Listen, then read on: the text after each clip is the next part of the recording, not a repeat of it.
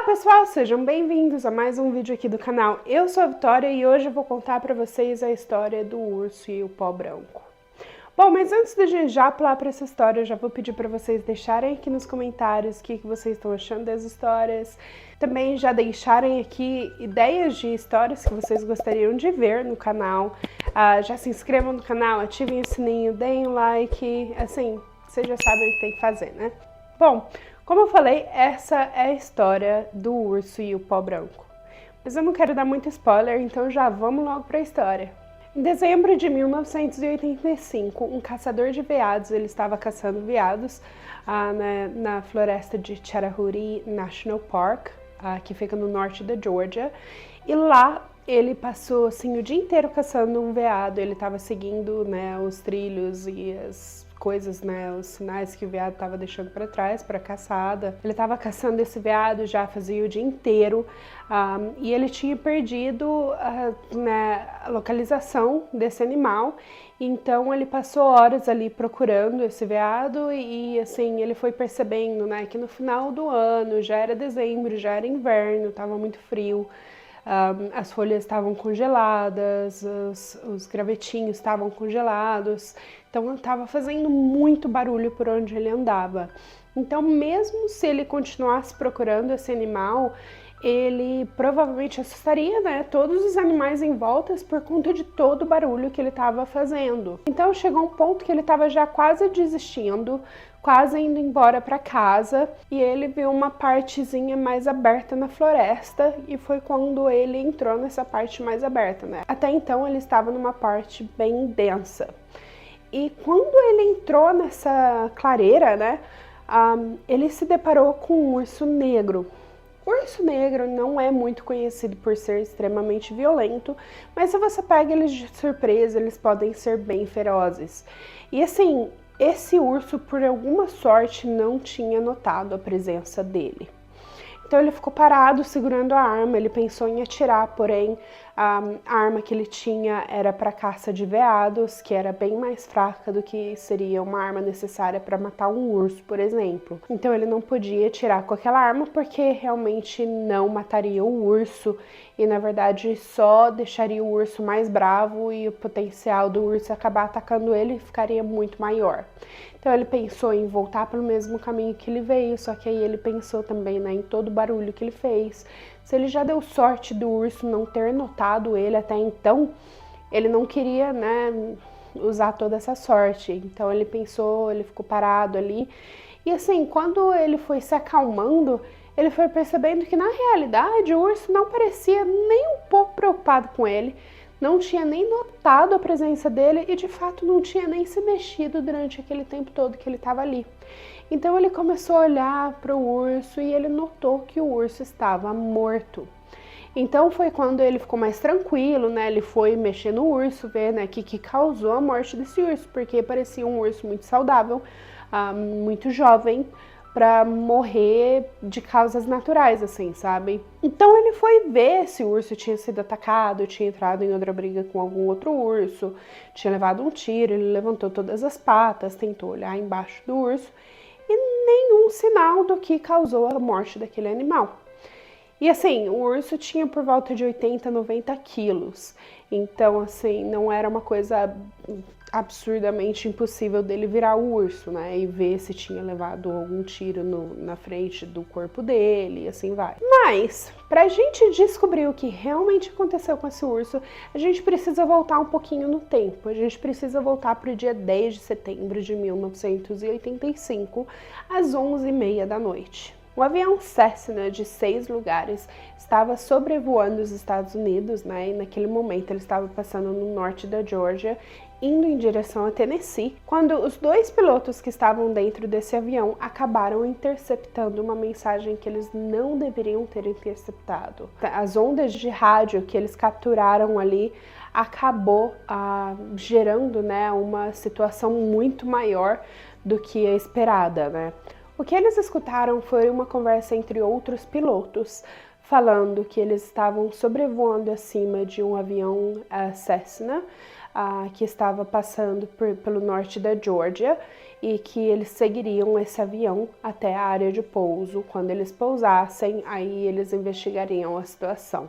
O copiloto que estava nesse avião menor, né, que acabou interceptando essa mensagem, ele não entendeu a situação, ele não entendeu o porquê que eles estavam sendo praticamente perseguidos, né? E foi quando ele queria mandar uma mensagem de volta: vocês estão seguindo a gente, o que está acontecendo? E assim vai. Porém, o piloto principal, ele já entrou ali em modo pânico, vamos usar essa palavra, né? E ele colocou o piloto automático no avião e ele foi pro fundo do avião onde estavam as malas pessoais dele. O piloto principal, ele acabou abrindo a porta do avião e jogando todas as malas com pertences pessoais para fora do avião. E na pressa, né, no pânico, o copiloto perguntando o que está acontecendo, só que eles não conseguiam se ouvir, né, por conta do som, da velocidade do avião, a porta estando aberta, o ar que entrava, ficou um barulho muito alto, eles não conseguiam se ouvir.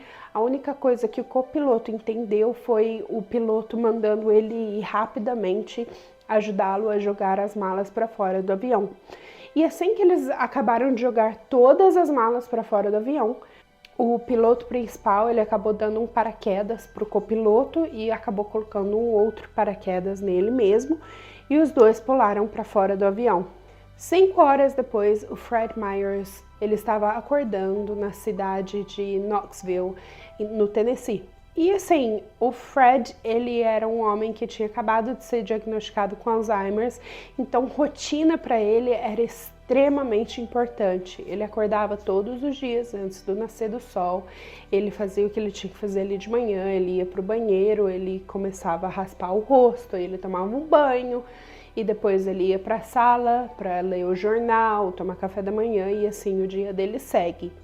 Porém, nesse dia, quando ele acordou, o sol ainda não tinha nascido e ele estava no banheiro raspando a barba dele. Então ele estava cheio de creme para raspar, né, a barba, então o rosto dele estava coberto de creme, quando ele notou alguma coisa com o canto de olho dele.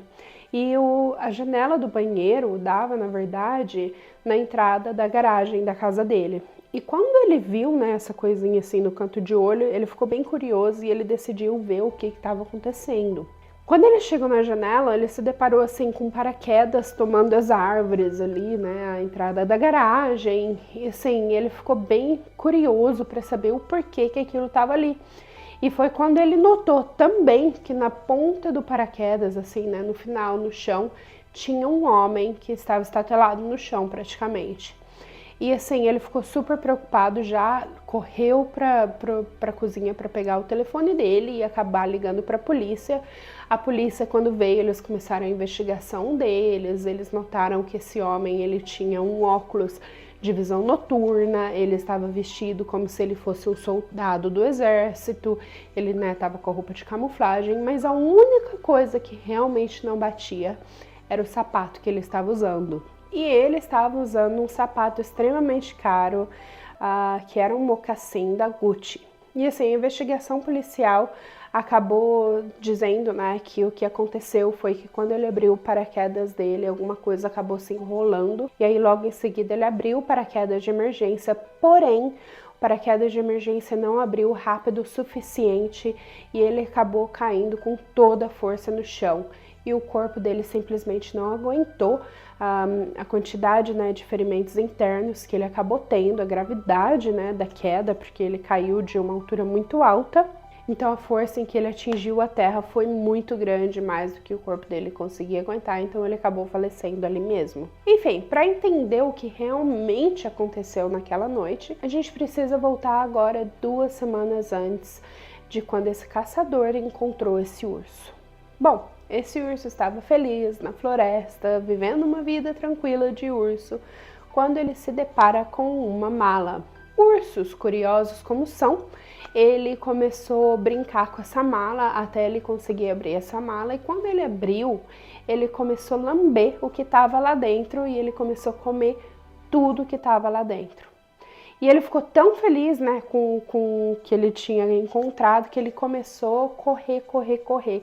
Ele correu por volta de 100 metros até o sistema central dele desistir e ele morreu no meio da corrida dele. e essa foi, de fato, a causa da morte do urso. E 2 semanas depois dele ter comido tudo que estava ali naquela mala e morrido, logo em seguida, foi quando esse caçador encontrou a carcaça do urso. Quando o caçador voltou, né, para a cidade, ele contou para os amigos dele tudo que ele viu, né? Ele viu um urso morto, próximo ao urso ele viu uma mala, que era bem fora do comum, né, de se ver uma mala no meio dessa floresta.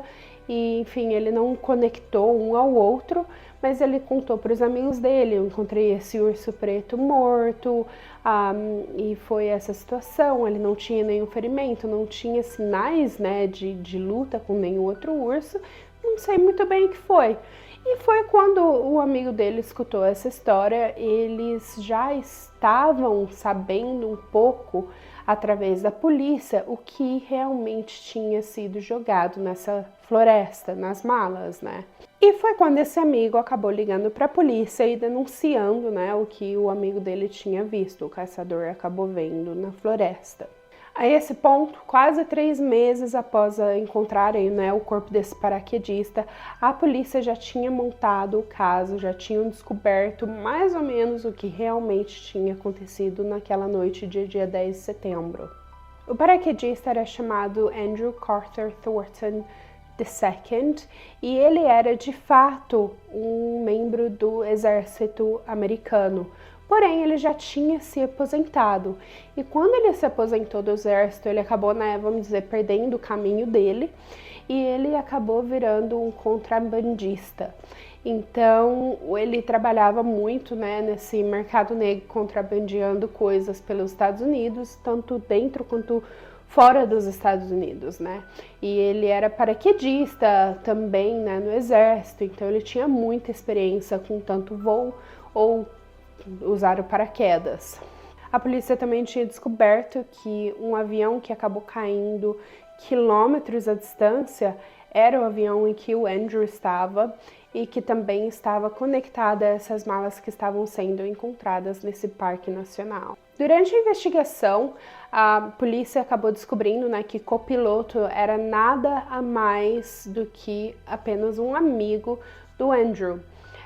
Ele simplesmente tinha ido para os Bahamas com o Andrew como diversão, festa, férias e assim vai, mas ele não estava conectado a esse contrabando, né, de coisas ilegais, materiais, produtos ilegais em que o Andrew era totalmente responsável sobre. E esse copiloto, ele também não foi acusado de nenhum crime, porém ele confirmou para a polícia tudo o que a polícia desconfiava que tenha acontecido de fato naquela noite. Tendo esse relato, né, do copiloto de que jogaram muitas e muitas e muitas malas para fora do avião, a polícia começou uma procura extensiva sobre essas malas. E bom, vocês já podem imaginar o que estava dentro dessas malas. E quando a polícia de fato recebeu a ligação do amigo desse caçador, eles já foram logo em seguida para esse parque para procurar, né, a mala em que ele estava falando, em questão. E chegando lá, eles realmente acharam um urso que nem tinha sido dito a eles e 100 metros de distância encontraram a mala. Porém, essa mala estava vazia. Quando a polícia viu, né, o urso morto, mala vazia, eles decidiram levar o urso para uma autópsia para ver se de fato o urso havia comido o que estava dentro daquela mala. E como eu falei, vocês já devem imaginar o que seja, e sim, era cocaína. Tinham 40 quilos de cocaína dentro daquela mala. E quando o médico legal, né, fez a autópsia do urso, ele de fato constatou que não cabia absolutamente mais nem um pouco de absolutamente nada dentro desse urso, tanto cocaína quanto comida. Então o urso havia comido 40 quilos de cocaína e ele acabou morrendo de overdose. Bom, normalmente, né, esses animais que são encontrados assim, eles são cremados, porém essa história ficou tão marcante, né, foi tão marcante para essa época, né, 1985, encontraram um urso que tinha tido overdose. Porém, esse urso ele foi empalhado e ele foi dado ali para museus locais. E assim vai, ele passou em várias mãos. E naquela noite, assim, né, para terminar um pouquinho aqui da história, o Andrew ele estava transportando meia tonelada de cocaína. e cada mala tinha por volta de 40 a 50 quilos, que foi uma das malas que o urso acabou comendo. E esse urso, hoje em dia, ele é conhecido como Cocaine Bear, que é o urso da cocaína, né? E, assim, tem um filme sobre essa história, não tem muito nada a ver com o que realmente aconteceu, mas foi meio que inspirado, assim, uma história bem doida, que, se não me engano, é o urso do pó branco. Então, vou deixar aqui uma fotinho para vocês verem a capa do filme, né? Mas, enfim, essa é a história do urso que morreu de overdose. Realmente é uma história única. Duvido que qualquer urso tenha tido essa experiência. Enfim, qualquer ser vivo tenha tido essa experiência, né? De uma overdose de 40 quilos de cocaína. Mas, enfim, nos anos 80 tudo acontecia, aparentemente, né? E, enfim, se vocês gostaram dessa história, por favor, já deixem aqui o like de vocês, já deixem nos comentários o que vocês acharam, se vocês têm alguma história que vocês gostariam de ver da próxima vez.